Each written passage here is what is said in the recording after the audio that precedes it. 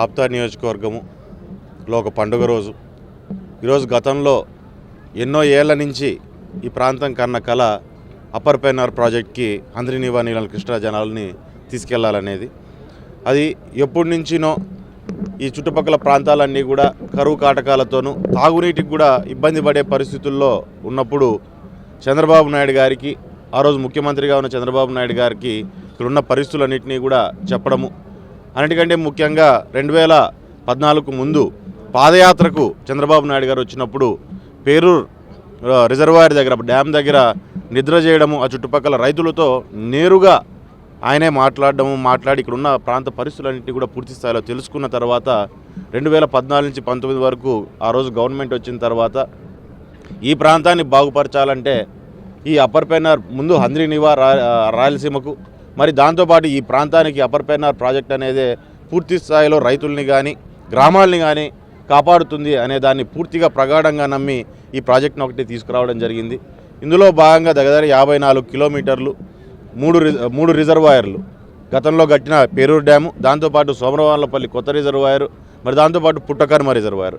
పుట్టకర్మకు ఒకప్పుడు నుంచి చరిత్ర ఉంది. ఒకప్పుడు నందమూరి తారక రామారావు గారు మొట్టమొదటిగా దానికి శంకుస్థాపన చేసింది. ఆ రోజు నుంచి ఆ చుట్టుపక్కల ప్రాంతాల్లో మాకు రిజర్వాయర్ వస్తుందని చెప్పి అందరూ ఎదురుచూపులే కానీ అది నిజమైన పరిస్థితి లేదు. కానీ చంద్రబాబు నాయుడు గారి ఈరోజు చొరవ వలన ఆ కార్యక్రమాన్ని కూడా పూర్తి స్థాయిలో మొదలుపెట్టడము, దాని తర్వాత గవర్నమెంట్ మారినాక ఎన్నో ఇబ్బందులు. ఈరోజు ఒక అప్పర్ పెన్నార్కే కాదు, ఈ రాష్ట్రంలో ఎన్ని రిజర్వాయర్లు ఉన్నా, ఎన్ని తాగునీటి పథకాలు ఉన్నా, ప్రతి ఒక్కదాని సాగునీటి పథకాలు, తాగునీటి పథకాలకు కూడా ఇబ్బంది పడిపోయిన పరిస్థితి, ఎక్కడ వేసిన గొంగలు అక్కడే ఉండే పరిస్థితి కూడా మనం చూస్తూ వస్తున్నాం. కానీ అందులో ఆ క్రమంగానే ఈ అప్పర్ పెన్నార్కి కూడా ఒక గ్రహణం పట్టినట్టుగా వైఎస్ఆర్ పార్టీ గవర్నమెంట్ వచ్చినాక ఒక గ్రహణం పట్టింది. గ్రహణం పట్టినప్పుడు ఇక్కడున్న వాటిని క్యాన్సిల్ చేసేసి ఏదో చేసేస్తామని వర్చువల్గా ఏదో ఓపెనింగ్లు అంటూ కేవలం డ్రామాలకు లేకుంటే ఒక ప్రచారాలకు మాత్రమే అప్పర్ పెన్నార్ అనేది ఉపయోగపడింది ఆ రోజున్న ప్రభుత్వానికి. కానీ ఎక్కడే కానీ చిన్న పని కూడా చేసింది లేదు. కానీ గవర్నమెంట్ వచ్చిన తర్వాత చంద్రబాబు నాయుడు గారిని మరొకసారి అడిగి, సార్ మాకు ఈ పరిస్థితి గతంలో మనం మొదలుపెట్టున్నాం, ఇట్లా మీ సహకారం మాకు ఉండాలంటే ఆయన పూర్తి స్థాయి చొరవతో ఈ కార్యక్రమాన్ని మరొకసారి ఈ ప్రాజెక్ట్ని రీఓపెన్ చేయడం జరుగుతుంది. ఆ రోజు పరిటాల రవీంద్ర గారు వర్ధంతి రోజు 2018లో జనవరి 24వ తారీఖున చంద్రబాబు నాయుడు గారు దావోస్లో ఉన్నా సరే పరిటాల రవీంద్ర గారికి అసలైన నివాళి ఇవ్వాలంటే ముఖ్యంగా ఈ ప్రాజెక్ట్ని అనౌన్స్ చేయాలి అని చెప్పని 2018 జనవరి 24వ తారీఖున ఆయన అనౌన్స్ చేయడము. మరి అదే రకంగా ఈరోజు మళ్ళీ 26లో మన వర్ధంతి అయిపోయిన మరుసటి రోజే ఇది మొదలు పెట్టడం అనేది కూడా చాలా ఆనందంగా భావిస్తున్నాం. ముఖ్యంగా చంద్రబాబు నాయుడు గారి రుణం ఈ ప్రాంత ప్రజలు ఎప్పటికీ తీర్చుకోలేరు.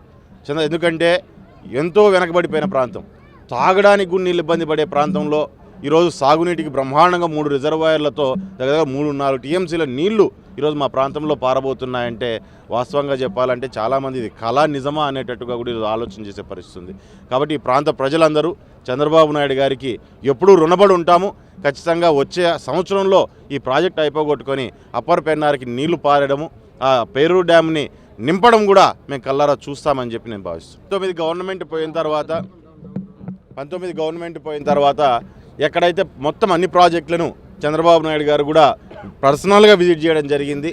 ఇదే ప్రాంతానికి రాష్ట్రంలో అన్ని ప్రాజెక్టులు విజిట్ చేస్తూ ఇక్కడ అప్పర్ పెన్నార్కి వచ్చినప్పుడు ఇదే ప్రాంతానికి రావడం జరిగింది. ఇక్కడే మొత్తం ఉన్న రైతులందరితోనూ మీటింగ్ మాట్లాడడం జరిగింది. అందరికీ ఇది ఫినిష్ చేస్తానని హామీ ఇవ్వడం జరిగింది. ఆయన ఏ మాట చెప్పారో ఆ మాటను ఈరోజు నిజం చేసుకుంటున్నారు. మాట మీద నిలబడి ఈరోజు ప్రజల పక్షాన నిలబడ్డారనే విషయాన్ని కూడా నేను తెలియజేస్తున్నాను.